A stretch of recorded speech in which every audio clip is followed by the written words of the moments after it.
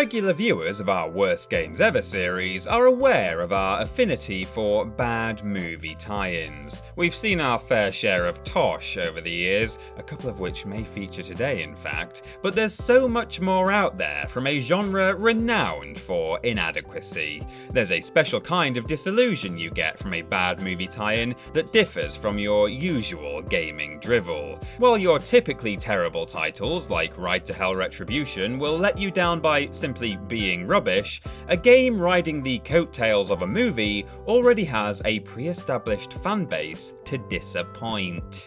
Terrible games like Charlie's Angels, Rambo the video game, and The Crow City of Angels are all utterly horrendous, but at least the movies they're based on are also ghastly, so it was to be expected.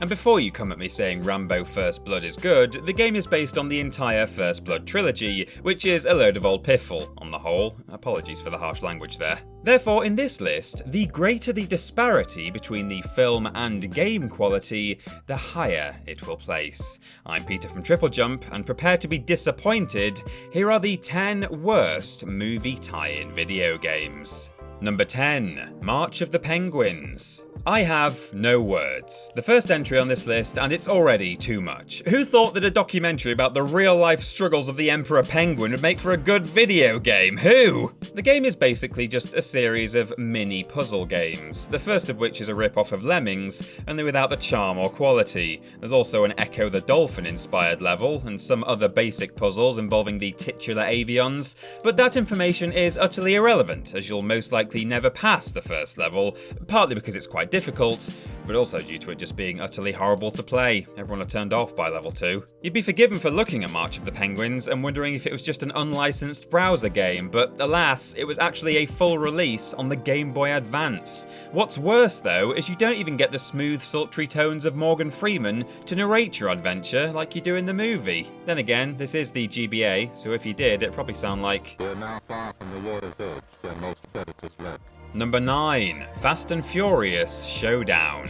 Fast and Furious SHOWDOWN is set between the 5th and 6th films, which admittedly aren't cinematic masterpieces themselves. However, they are popular and are by no means terrible, garnering generally favourable reviews. The reason this game belongs here then, when the emphasis is on the disparity in quality, is because of how truly deplorable it is. Fast and Furious SHOWDOWN holds the distinction of being the worst reviewed movie tie-in on Metacritic, sitting pretty between Drake of the 99 Dragons and Rambo at the very bottom of the list of every game reviewed on the site. An impressive feat, to say the least. What's most baffling though is how they could get this so wrong. Fast and Furious seems to be an ideal candidate for a tie-in game. All you have to do is make a good racing game with stunts in it and you're onto a winner. Think Burnout Paradise with a bit of Jim Petrol and Wayne the Pebble Swanson and you're golden.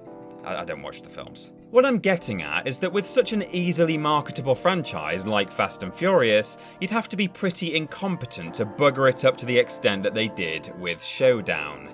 Let's just hope the next installment is a bit better. Oh, never mind. Number 8. LJN. A bit of a wildcard entry, not one of those in a while. Yes, here we're not just talking about a single game, but an entire company's back catalogue. There was a slew of abhorrent NES games that came out in the 1980s, and the majority of them can be put down to LJN.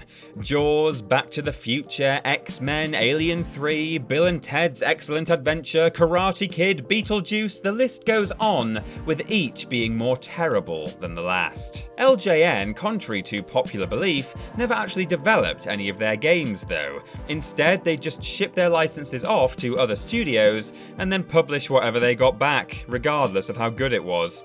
One department you definitely wouldn't find at LJN in the 80s was quality control. You may be wondering how they secured so many movie licenses in the first place when they never did anything good with them. Well, it's because they could make games quickly and cheaply to coincide with the movie's release. Isn't capitalism just grand? LJN was bought out in 1990 by Acclaim, and then ceased to exist by 1995. Thank you, Acclaim. The world has been a much brighter place since that year. Number 7. Napoleon Dynamite, the game.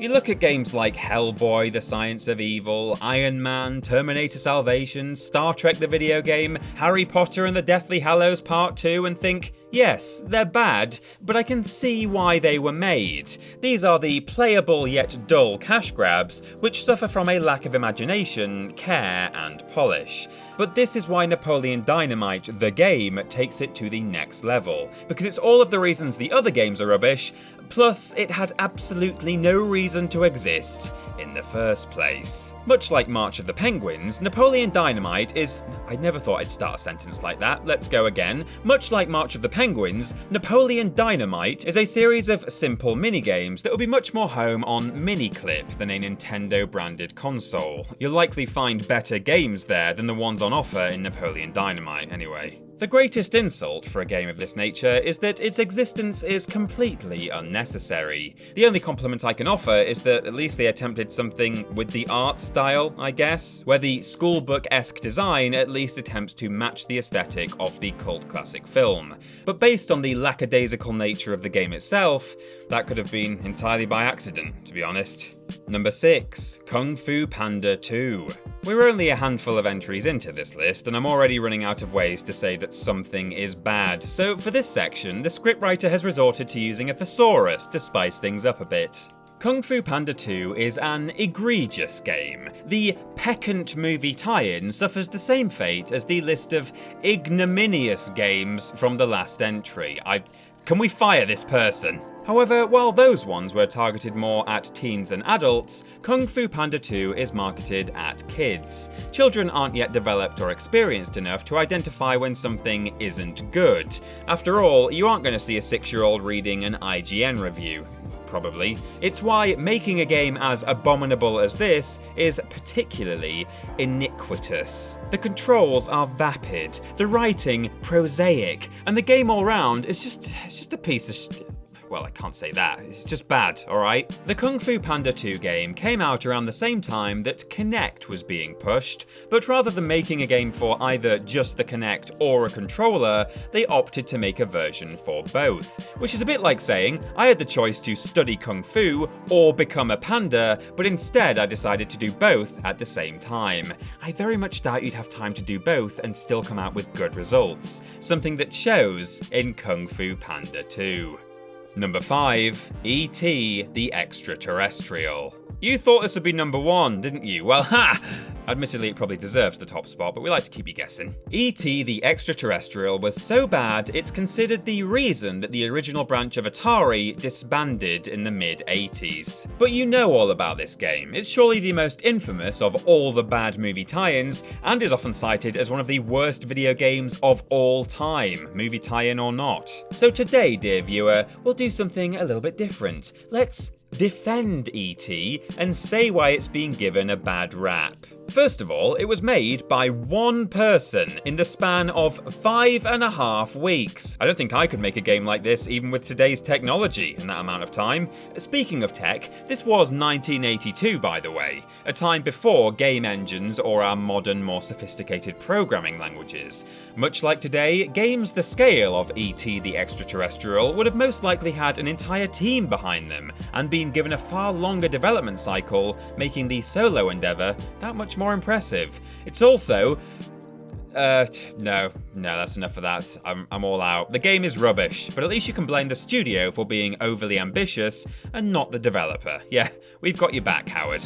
Number 4. Reservoir Dogs Bloody Days. Video games and gun-based violence go hand in hand. You'd be hard-pushed to find a modern AAA game that doesn't involve the effervescent murdering of legions of living things. And the same goes for action movies. After all, Arnold Schwarzenegger wouldn't have had such a bountiful career if not for the plethora of ultra-violent flicks made for him to star in. So, of all the films involving guns, why choose the one that would be the least suited to be a video game format for your tie-in title? To make it worse, at least the usual movie tie-in games are released at a similar time to its subject matter to capitalise on the hype.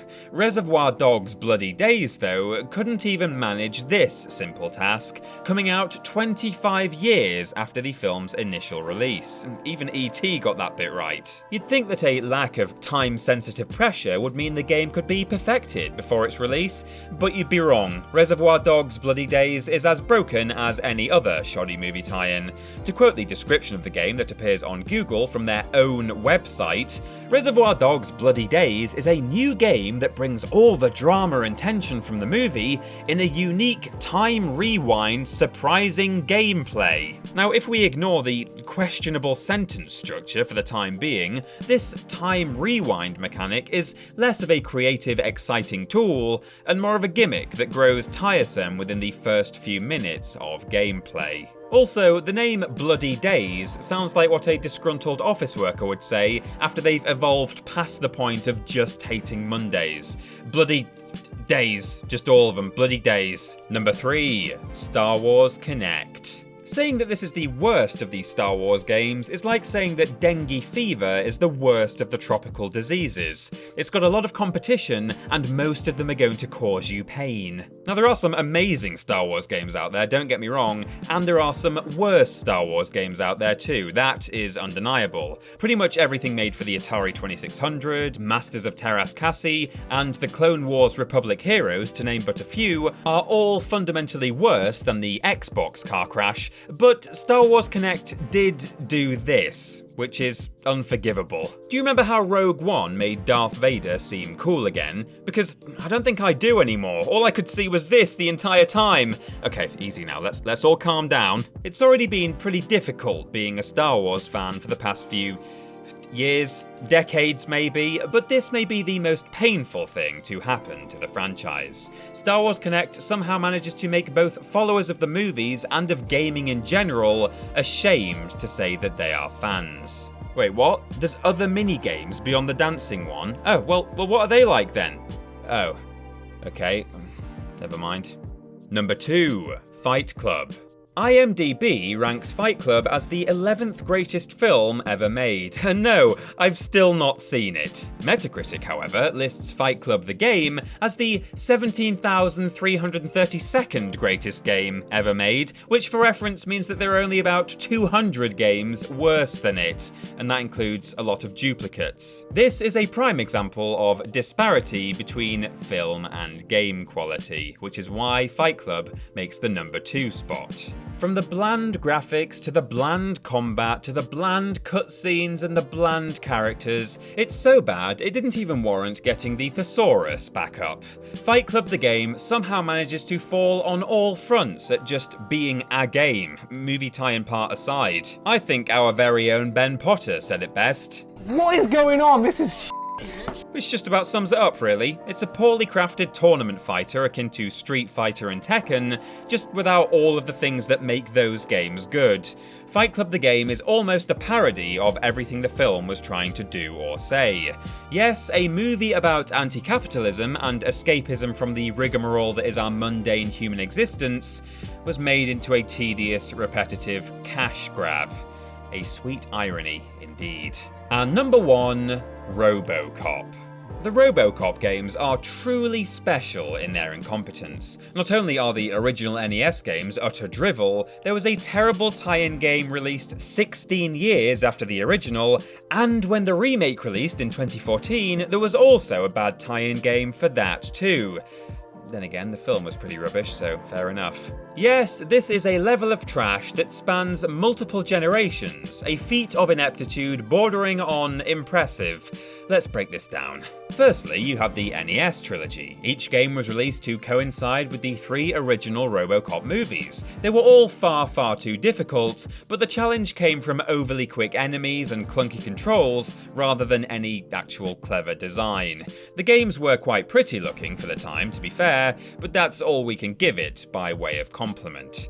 Then came the 2003 reboot, or remake, or no, regurgitation, I think is best. yeah, let's stick with that. Then the 2003 regurgitation appeared on the original Xbox and PS2 to horrendous reviews. From Titus Interactive, the brilliant minds behind Superman 64, we were given a bog-standard first-person shooter that was considered unplayable by the entire journalistic world. Finally, there was the ROBOCOP reboot in 2014. Now, while the film itself was, as we've already said, frighteningly mediocre, it still got a game of sorts, though it was just a mobile release. The game itself, though, was... well, it existed, which is just about all you can say from a gameplay perspective, with the main talking point appearing when you see how insultingly monetized it was. But then, what else was to be expected from a freemium movie tie-in? And that's the lot, thank God. But there's a veritable smorgasbord of bad movie tie-ins out there, so why not let us know your least favourites in the comments below. You can follow myself and TripleJump on Twitter here, and why not support the things you enjoy by having a look at our Patreon. Finally, don't forget to like the video, share it with your friends, and subscribe to the channel. I've been Peter from TripleJump, and thanks for watching.